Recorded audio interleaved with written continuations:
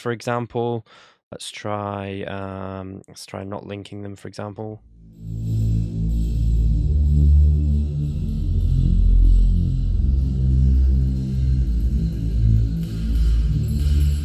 Let's change the decay time of them as well.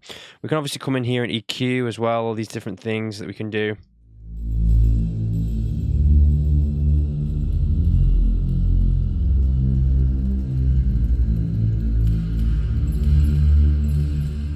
And then any areas that you don't like or aren't really... Now again, you don't have to obviously... I've just played this in the order that I've said it or like spoken it.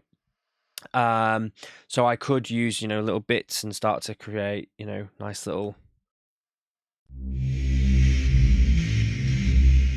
And make it make a bit more sense, right? With some of these, they don't always necessarily need to have a bit of a groove to it.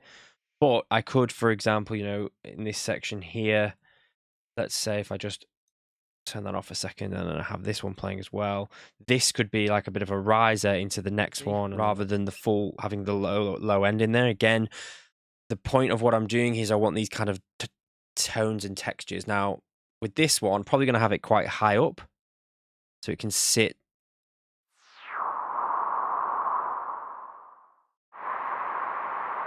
And I've also brought up the resonance there just so when we sweep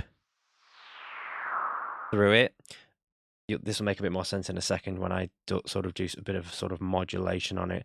So let's have a little look what we can do here. If I now go into, say, for example, now I added a load of delays and reverbs and stuff like that onto it. But what I'm going to do is I'm going to show you with it all off, and then I'm going to add a different chain of effects so we can play around with it again.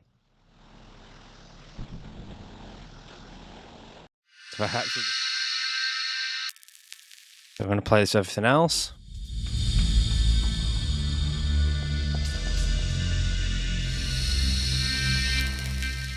Let's actually pick